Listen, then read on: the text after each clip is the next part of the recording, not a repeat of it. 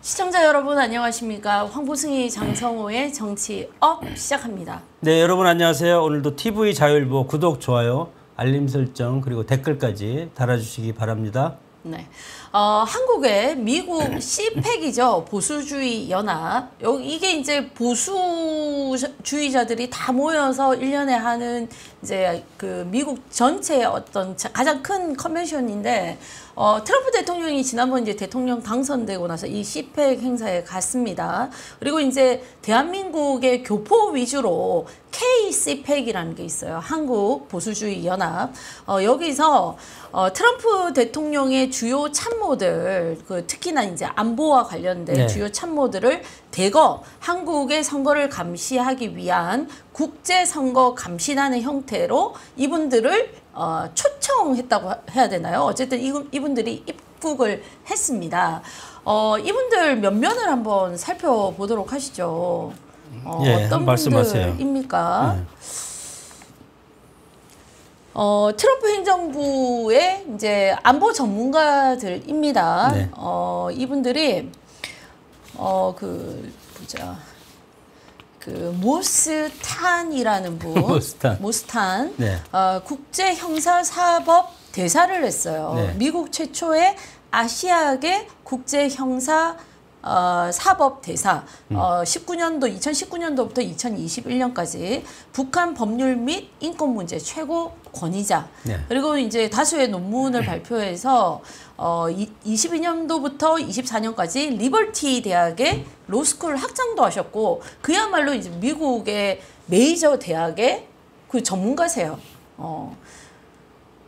그리고 이제 골든 챙이라고, 이분은 CPEC 임원이시고 동아시아 전문가인데 미국 변호사 출신의 작가고 동아시아 문제 전문가로 베이징, 홍콩 등지에서 약 20여년간 법률가로 활동을 하신 분이거든요. 네. 그리고 존 밀스라는 그 퇴역 미 육군 대령 CSP 그 연구원인데요. 이분도 33년간 군 복무를 하고 국방 사이버 안보 전문가, 백악관 국가안보회의 NSC라고 하죠. 네. 2차례나 NSC에 이 근무를 하신 분입니다. 그러니까 뭐 최고 미국의 행정 관료로서 또 법률 자문가나 또 법률계에 있어서 최고 전문가들이죠. 그다음 그 그랜트 뉴햄이라는 분은 그 KCPEC 미국 측 대표신데 이분도 해병대 대령 출신이시거든요. 안보 전문가라고 합니다. 그리고 그 브래들리 타이어라는 분인데 이분은 CSP 중국 정책 프로그램에 대한 또 책임자예요. 국제 안보 전문가이자.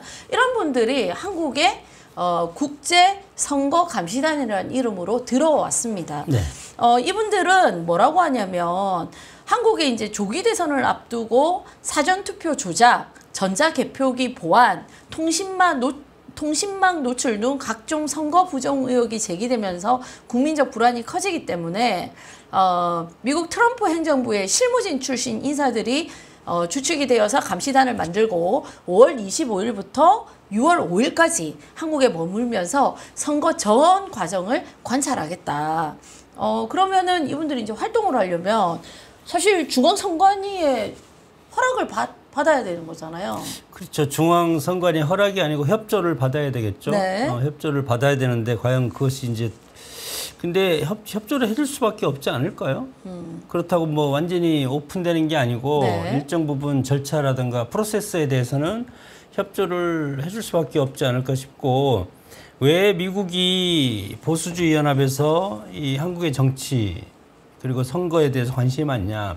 지금 미국과 중국의 패권 전쟁이잖아요. 네. 중국의 영향력을 상당히 지금 확대시키는 것이 중국이 중국인 투표권이라든가 선거 쪽으로 해서 영향을 끼쳐가지고 세계에서 친중 정권을 많이 만들려고 하는 그런 의혹, 그런 거 있기 때문에 중국을 겨냥하고 중국의 그런 것을 마술을 뻗치지 못하게 감시를 하겠다는 겁니다. 그렇기 네. 때문에 이것은 미중의 패권 전쟁의 일환이고, 우리로서는, 그리고 트럼프도 마찬가지로 지난번에 이 사전 투표가 상당히 잘못됐다. 그렇게 해서 뭐 본인이 낙선했다. 그래서 사전투표에 대한 문제점을 많이 지적을 하지 않았습니까? 그런 차원에서 트럼프 캠프의 핵심적인 요인들이 CPAC에 상당히 많이 들어가서 활동을 하고 있는 그런 상황이라고 봅니다. 네. 이제 중앙선관위에서는 신중한 입장을 계속 유지하고 있습니다. 이 외국인 사절단의 감시단의 이런 참관 이런 것들이 선거의 중립성과 독립성에 영향을 줄 수 있다라고 한다는데 무슨 선거의 중립성과 독립성에 영향을 끼친단 말입니까? 대한민국 국민뿐만 아니라 외국의 누구라도 우리나라 선거 시스템이 당당하다면 오픈해서 보여주면 되지. 그분들이 뭐 보면서 뭘 조작을 할 것입니까? 그 선거를 참관하는 동안에 참견을 하겠다 그런 것도 아니잖아요. 그냥 이게 공정하게 그다음에 보안망 같은 게 잘 되고 있는지 감시하는 역할을 하겠다는데 이걸 외국인 감시단이 참관하는 게 선거의 중립성과 독립성을 훼손할 수 있다? 이거 납득할 수 있는 얘기입니까? 그러니까 어떤 이제 시스템 같은 걸 보게 되면 거기에 이제 득표율이라든가 그런 게 나오지 않습니까? 네. 그러니까 그런 어떤 정보가 유출될 가능성에 대해서 이제 우려를 한다고 보는데. 왜요? 득표율은 다 공개되는 건데요? 아니, 득표율 말고 거기에서 이제 표가 수집되고 표가 어떤 후보를 향하는 네. 그런 것들을 이제 이걸 볼 수 있기 때문에 네. 그런 거에 대해서 이제 우려하는 건데 그거는 그런 것도 이제 선관위 입장에서는 독립성이라고 하기 때문에 네. 제3자가 이것을 볼 필요가 없다. 우리는 헌법기관이고 독립기관이기 때문에 우리가 알아서 하면 된다. 그런 취지인 것 같아요. 아니, 양당의 참관인들 다 추천해서 참관인들은 투표하는 과정과 개표하는 과정 다 참관하잖아요. 참관 저도 해봤지만 네. 참관하면서 이렇게 보는 걸로는 그것을 우리가 구분할 수가 없습니다. 지금 예를 들어 소위 말해서 부정선거를 이제 주장하고 있는 사람들은 그 안에서 시스템 내부에서 이게 움직인다는 것이 이제 문제잖아요. 네. 그래서 그 안에 시스템이 움직이는 구체적인 것까지 그것도 기관의 어떤 기밀인데 그것을 이제 중립성과 독립성에 영향을 줄 수 있다고 표현을 한 것 같습니다. 근데 사실은 이제 어디까지 이분들이 참관을 시켜달라고 요구를 할지는 모르겠지만, 지금 여러 가지 의혹이 제기되고 있는 부분에 대해서, 자체적으로 선관위가 막 설명은 하기는 했어도, 그 박지원 변호사라든지 이제 K10팩에 소속돼 계신 분들은 여전히 의혹이 해소되지 않았다라고 주장하고 있는 만큼, 사실은 누구라도 우리 대한민국 국민이든 또 외국에서 온 감시단이든 떳떳하다면 저는 공개를 할 필요가 있다. 왜냐하면 그 투표하는 과정에서 뭘 어떻게 이분들이 수정을 해라 이렇게 할 수는 없는 거거든요. 그러니까 객관적으로 참관을 하겠다는 거고 이렇게 참관을 했을 때 이 대한민국 선관위가 얼마나 투명하게 운영이 되느냐는 그런 신뢰 회복을 할 수 있는 기회가 될 것이다. 투명성을 또 국제사회에 어필할 수 있을 것이다. 이분들이 이렇게 얘기를 하고 있기 때문에 사실은 무조건 안 된다. 이렇게 얘기를 해서는 안 된다는 거죠. 네. 예. 선관위에서는 좀 더 큰 틀에서 생각을 할 때 이 국제감시단을 좀 활동할 수 있도록 허락을 해주는 것이 바람직하지 않나 저는 그렇게 생각을 합니다. 그러니까 지금 이제 NGO라는 것도 비정부 기구잖아요. 네. 정부에서 할 수 없는 것들을 레벨한 부분을 할 수 있는 게 NGO, Non-Governmental Organization이라고 하는데 마찬가지로 이 국제감시단도 이것도 NGO의 일종입니다. 네. 그래서 국가기구에서 정부에서 할 수 없는 그런 부분들을 우리 세이브 더 칠드런 같은 국제 구호 어린이 구호 기금 이런 것도 마찬가지고 여러 가지 기구들이 상당히 많지 않습니까? 그런 것처럼 이것도 그런 차원이기 때문에 우리 정부가 국제적인 신뢰를 또 확인을 해준다는 측면에서 우리는 이렇게 해서 자신 있게 하고 있다. 네. 그렇게 하면 또 국민적 그런 의혹들이 혹시 지금 있기 때문에 그런 것에 대해서 해소할 수 있는 그런 좋은 방도가 될 수 있지 않을까 생각이 들어요. 사전투표라든지 본투표 때 이분들을 이분들이 시스템을 볼 수 있도록 이렇게 열어주는 게 부담이 된다면 사실은 이분들이 이제 미국 최고의 이 안보 전문가 또 이 보안 전문가 이런 분들이니까 조금 협의를 해서 사전투표 지금 준비하고 있을 거 아닙니까? 개표 준비를 이제 선거 상황 준비를 하고 있을 텐데 사전에 이분들이 이 대한민국 선거 시스템을 한번 볼 수 있도록 하는 것도 저는 방법이라고 생각합니다. 네. 뭐 대한민국 이 K 보팅 시스템이 굉장히 뭐 선진적이어서 세계 각국에 지금 수출을 많이 했다면서요.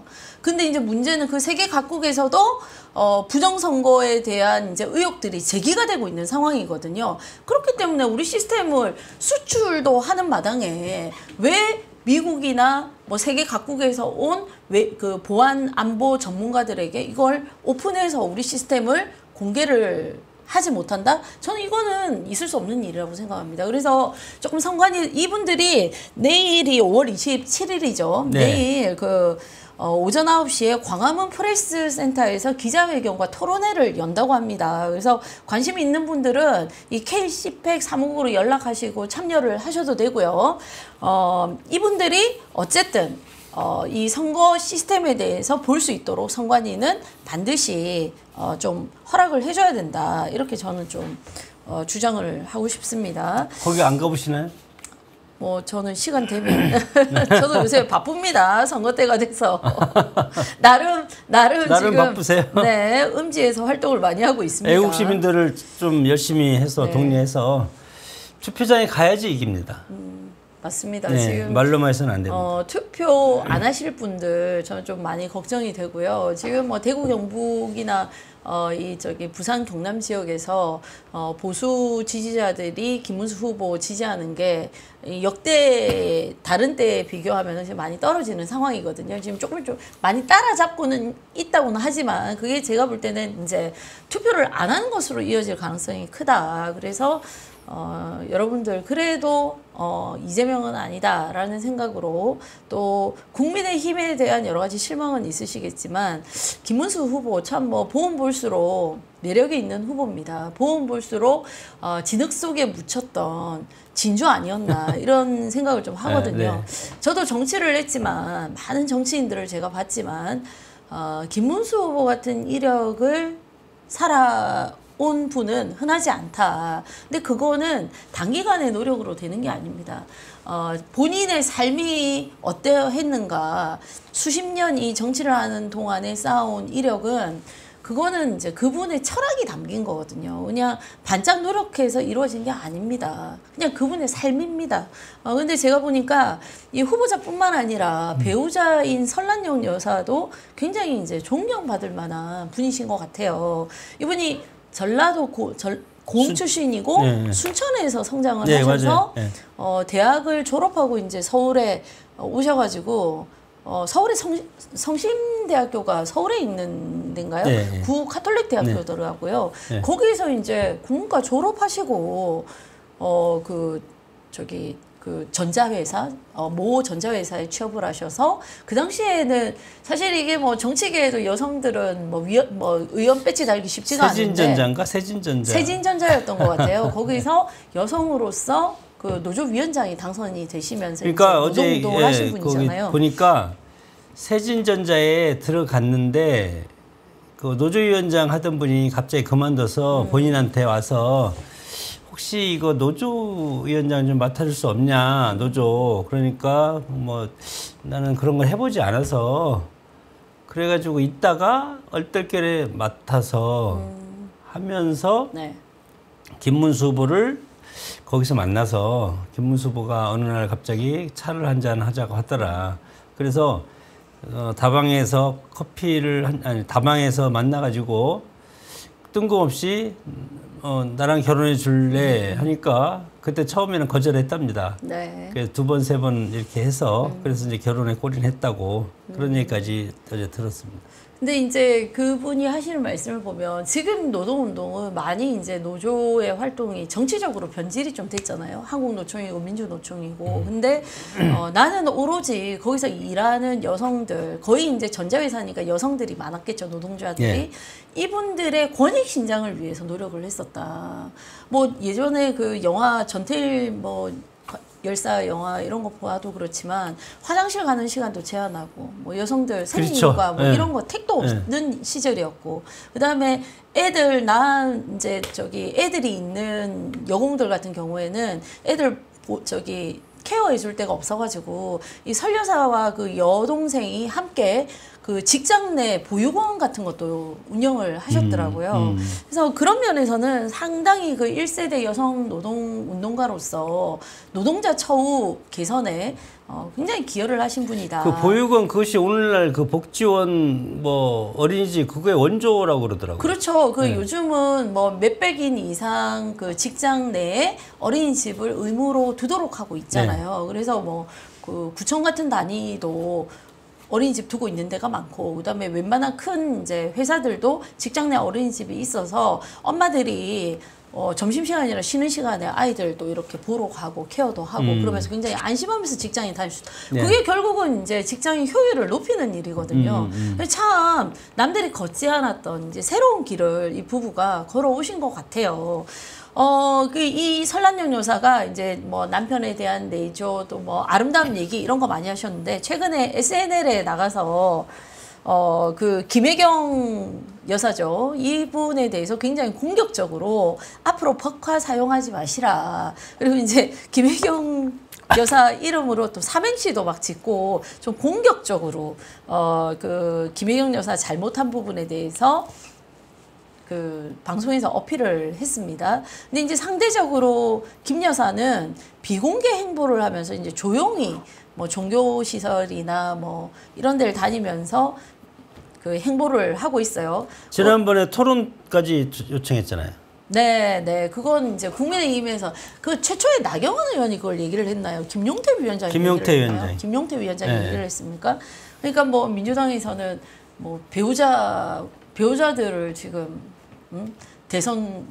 대선에서 선거하느냐 왜 뜬금없이 지금 뭐 배우자 배우자가 얼마나 중요한데요. 뭐 이런 얘기를 하는데 지난번에는 김혜경 여사가 그 먼저 토론을 하자고 얘기했었어요. 지난번 대선 때? 네. 김건희 여사를 향해서? 네.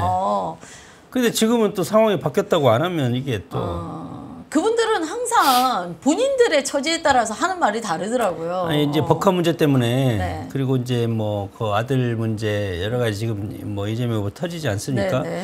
그런 거에 대해서 이제 와서 얘기하는 게 좀 벅찰 수도 있기 때문에 그렇지 않은가 싶습니다. 그 이재명 후보 아들 문제는 여러 가지 지금 문제들이 언급이 되는데 왜 이걸 주요 언론사에서는 보도를 제대로 안 하나요? 이 정도 되면은 뭐 그 MBC 뉴스타파인가요? 뭐 그런 데서 파야 되는 거 아니에요? 항상 보면은 이렇게 뭐 말만 있다가 그렇죠. 말만 있다가 흐지부지 되는 것 같아요. 아들 문제라고 봐주는 건가요? 이제 혹시 지금 이제 뭐 지지율이 비슷해지면 또 할 수 있습니다. 누가? 언론사에서? 아유, 저는 택도 없는 소리라고. 택도 없어요? 진보 언론에서 할 리가 있습니까? 감추기에 제가 볼 때는 언론은 누구에게나 공정해야 됩니다. 보수 언론에서 안 합니까? 왜 보수 정치인들에게는 그렇게 냉혹한 MBC 뉴스타파가 이재명 후보 아들 관련해 가지고는 집중 취재를 하지 않는지 저는 좀 질문을 하고 싶습니다. 이제 그게 언론인가요? 네. 참. 김혜경 씨를 주제로 삼행시를 만들었어요. 뭐라고 했습니까? 오늘 띄워보세요. 김 빠져요. 해경궁 김씨. 아니 그건 누구나 할 수 있는 거 아니에요? 경을 칠 노릇이다. 아니 이거 설란영 여사가 했다니까요. 방송에서. 그렇게. 네. 제가 하는 게 아니고. 네네네. 그러니까 그리고 이제 이 편의점 상품의 후보자들을 비교해봐라 이렇게 했더니 김 후보를 깨끗한 물 생명수라고 표현했고 이재명 후보를 탁하니까 진한 커피. 개혁신당 이준석 후보에 대해서는 말하는 게 시원하다면서 아이스크림이라고 비유를 했답니다. 그러니까 이준석 후보는 아무래도 상대당이 아니라 과거 한 뿌리 우리 식구라는 생각이 들기 때문에 단일화를 하고 꼭 껴안아야 할 식구라고 생각해서 스윗하고 달콤하다 이렇게 이제 표현을 하셨어요. 네. 이분이 국문과를 나오셨어요. 그래서 말씀을 하시는 걸 보면 굉장히 위트가 있습니다. 이거 말씀하실 때 좀 이렇게 이렇게 뭐랄까 좀 굉장히 친근하게 재밌게 이렇게 말씀을 하시더라고요. 자, 이 뭐 후보자들 내조에 대해서 저는 이재명 후보한테 그 저기 배우자 지금 어떻게 하고 다니는지 아냐 그랬더니 자기가 그거 알아야 되냐 알아서 한다 뭐 이런 식으로 얘기를 했더라고요. 네. 그것도 바람직한 답은 아닌 것 같습니다. 네. 참 뭐 아내가 뭘 하고 다니는지 저도 잘 모른다. 잘하고 있고 이 자리에서 제가 언급하지 않는 것이 좋은 것 같다. 아니, 집에 가면 서로 대화 안 합니까? 대화하지 않을까요? 선거가 굉장히 절박할 때인데 네. 여보 나 오늘 어디 다녀왔어요. 거기 갔는데 반응이 어땠어요? 이런 얘기 안 하나 봐요. 아니 하겠죠. 안 한다잖아요. 아내가 뭘 하고 다니는지 저도 잘 모른답니다. 그건 그래요? 이제 우리 시청자 여러분들이 이 말이 무슨 의미인지 좀 판단을 하셔야 될 것 같다는 생각이 듭니다. 부부간은 아무도 모릅니다. 가정은. 자, 이재명 지사가 경남도지사 시절에 본인의 치적이라면서 이제 자랑을 했습니다. 시흥시 거북섬에 웨이크파크라는 인공 서핑장을 만든 것과 관련해서 나는 2년 만에 인허가부터 이 설치까지 다 마쳤다. 그러니까 내가 하면은 굉장히 이 개혁적으로, 혁신적으로 인허가도 간소화시켜주면서 이런 엄청난 시설을 완공하는 것까지 초스피드로 할 수 있다. 그게 내가 잘한 것이다. 이렇게 자랑을 했는데 자랑했다가 괜히 말을 꺼냈다가 지금 국민의힘과 개혁신당에서 엄청나게 비판을 받고 있습니다. 왜?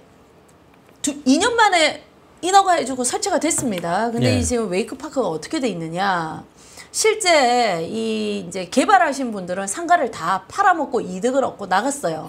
근데 이거 분양받은 분들이 영업이 안 돼가지고 거의 지금 공실률이 한 80%에 이르고 공실률이 80% 된다는 거는 자신이 당초에 분양된 가격 대비 가격이 엄청 빠졌겠죠. 그래서 엄청 자영업자들이 지금 피해를 입고 있고 윤석 대표는 이거 완전히 망가져가지고 지금 유령섬이다. 이렇게 이제 비판을 했거든요.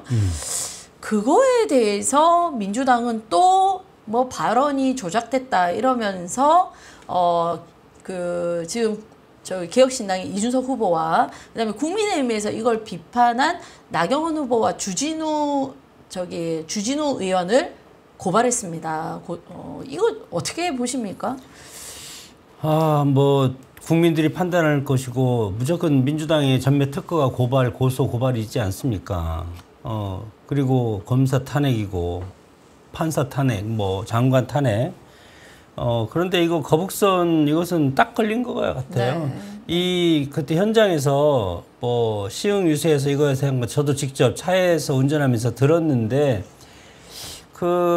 자신의 치적이라고 얘기를 했는데 어떤 취지냐면 이것이 이제 시와지구가 거대한 간척 사업에 의해서 만들어진 땅이잖아요. 그래서 해양 복합 레저 단지 이런 걸 만들기 위해서는 엄청나게 큰 그랜드한 어떤 디자인이 필요한데 이재명 후보는 이것을 원래 이 거북섬이라는 전체 시설을 활성화하는 부분이 자기 했다는 것을 강조하고 싶은 것이 아니고 이 놀이시설이 원래는 부산으로 가려고 했었던 겁니다. 왜냐면요, 그 개발업자가 부산 사람, 부산에서 주로 활동하시는 건설업자십니다. 그래서 부산에서 인허가 문제로 질질 끄니까 그것을 이 거북섬이라는 데다가 그것을 유치한 것을 자랑하려고 했는데 거북선 개발 문제가 나오잖아요. 그래서 지금 막 16억을 연끌 투자를 해서 지금 한 달에 600만 원씩인가 내고 이자만 내고 해가지고 지금 세모녀가 완전히 치명적인 그런 상처를 입고 그리고 지금 공실률이 80몇 %라는 거 아니에요. 이런 걸 했기 때문에 애초에는 경기도지사인 자신이 결정적인 역할을 해서 이 해양 복합 레저 시절에 개발을 한 그런 우수 사례다고 하려다가 이렇게 되치기 공격을 당한 겁니다.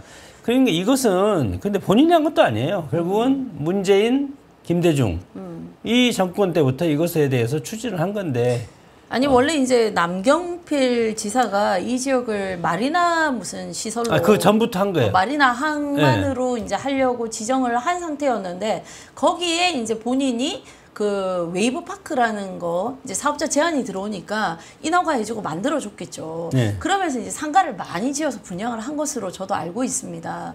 중요한 것은 어떤 걸 했다는 게 중요한 게 아니라 그 시설을 해서 실질적으로 그 지역 사회에 어떤 영향을 끼쳤느냐. 그리고 거기에 참여했던 사람들이 어떻게 소위 말해 이제 투자를 했으면은 손해도 안 봐야 될 거 아니에요. 그렇죠. 그게 제대로 된 사업일 거 아닙니까? 만든 게 끝이 아니라는 거예요. 근데 이분은 만든 거에 대해서 자랑을 했는데 실제 여기에 참여했던 많은 사람들이 지금 어려워하고 있다.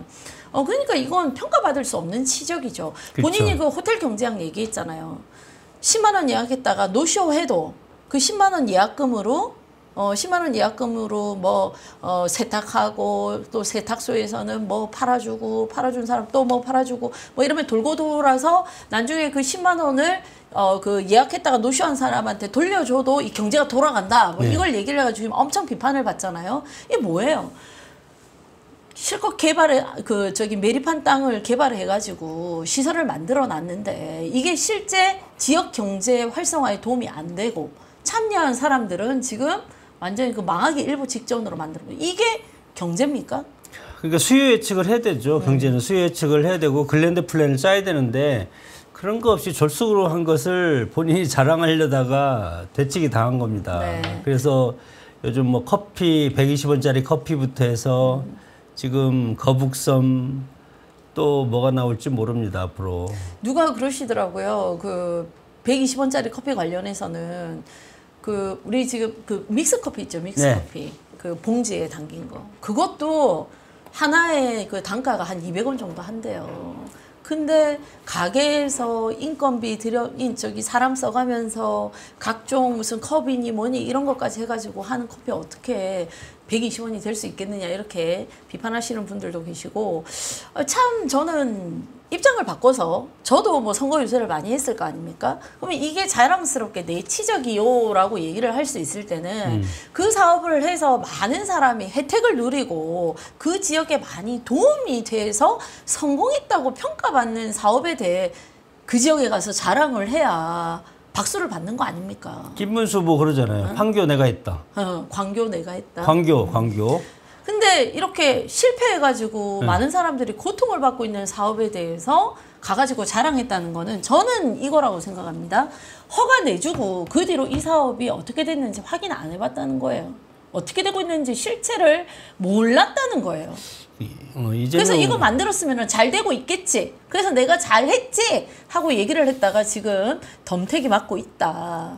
엊그제 그 TV 토론에서도 뭐 어디 가봤어요 하니까 전혀 안 그걸 왜 가봅니까? 뭐 그런 식으로 답변한 것 같은데 그 현장에서 답이 있지 않습니까? 그러게요. 지도자는 부지런해야 되고 현장에 반드시 가서 확인해야 되고 국민한테 이것에 대해 설명하려면 현장 상황을 알아야만이 설명할 수 있지 않습니까?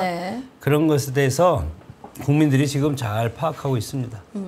자, 나경원 의원이 한마디로 정리를 했습니다. 이득을 본 사람은 토지 분양자뿐이고 모두들 지금 손해를 보았고 알고도 자랑을 했다면 후한무치한일 것이고 모르고 이것을 자랑했다면 한마디로 무능과 무책임이다. 그리고 이제 이준석 후보 현실 모르는 소리에 시민들이 분노했을 것. 지금 그 커피 관련해 갖고 자영업자들 커피 관련 소상공인들 엄청 지금 분노했는데 지금 이준석 후보 지금 이제 그 관련 되신 분들도 지금 땅을 치시지 않겠습니까? 그렇죠. 뭐 평가받을 것이라고 생각합니다. 그래서 자꾸 지금 이재명 후보는 말 조심해야 된다 이런 얘기가 나오는 것 같아요. 이재명 후보와 김문수 후보 요즘 이 선거 전략을 보면 두 분 다 경기도 지사를 했기 때문에 그 업적을 갖고 비교를 많이 합니다. 막상 뚜껑을 열고 보니까 당에서 단일화하고자 했던 한덕수 후보보다 사실은 김문수 후보가 이재명 후보에 대한 경쟁력이 더 있어서 이 대비 전략을 통해서 뒷심을 발휘하고 있는 거 아닌가. 그래서 지금 계속해서 김문수 후보가 지지율이 올라가고 이재명 후보가 지지율이 떨어지잖아요. 최근에 이제 시중에 돌아다니는 재미있는 포스터가 있어가지고 제가 한번 살펴보려고 합니다. 누가 진짜인가?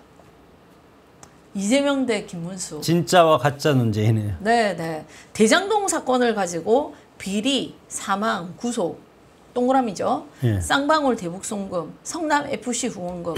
이분은 벌린 것들이 전부 지금 재판받고 있어요. 그렇죠? 5개 재판이에요. 네네. 이 3건을 가지고 지금 네. 5개 재판을 받고 있어요.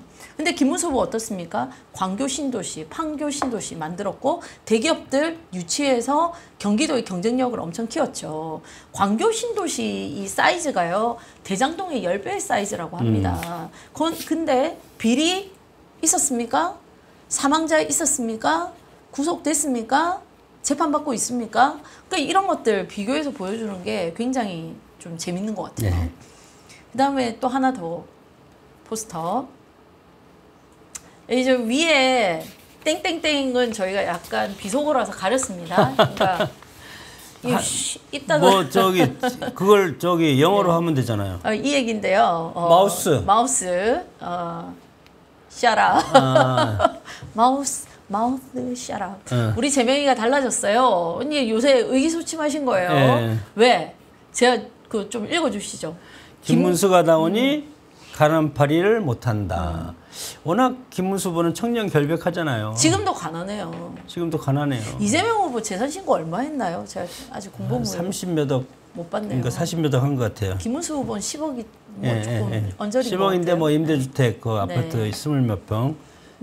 김문수가 나오니 민주파리 못함. 왜냐하면 그 직선제 개헌 투쟁에서 2번이나 투옥된 네. 그런 민주화 운동을 했고 네. 그때 당시에 이재명 후보는 사법고시 준비했습니다. 네. 그리고 치적팔이 못함. 그 경기도 그 비교 좀 전에 우리가 봤죠. 그렇죠. 광교 신도시, 판교 신도시, 네. 대장동. 네. 그리고 인권팔이 못함. 그렇죠. 그렇죠. 네. 또 소년공팔이 못함. 그 노동운동의 원조가 사실은 김문수 후보고 노조위원장도 했고 구로공단에서 도르코에서 노조위원장도 했고 그렇기 때문에 인생의 스토리가 상당히 풍부한 네. 그런 분이 이재명 후보고 그 김문수 후보고 네. 이재명 후보는 여기에서 그래서 지금 내란 프레임이 안 먹힙니다. 현재 네. 윤석열 대통령이 내란 그리고 헌재 파면 이것이 안 먹히고 인물 대 인물의 비교로 가고 있습니다. 네. 이렇기 때문에 김문수 후보 지지율이 상당히 계속 올라갈 가능성이 크다. 그렇게 생각이 들고 결국은 우리가 투표만 한다면 애국시민 여러분들이 투표만 한다면 우리가 나라를 지킬 수가 있겠다. 이런 자신감이 듭니다. 네. 오늘 저녁 8시에 대선 후보 마지막 토론회가 저녁 8시 MBC 주관으로 예. 여러 방송국에서 동시에 한다고 합니다. 시청자 여러분들 토론회 꼭 보시고 29일부터 사전투표가 시작되기 때문에 이 사전투표에 대해서는 많은 우려들이 있지만 네. 일단 이제 투표가 스타트 되기 때문에 저희가 더 관심 있게 이번 토론회를 지켜봐야 될 것 같습니다. 네. 네, 오늘 방송 여기서 마치겠습니다. 네, 여러분 고맙습니다. 감사합니다.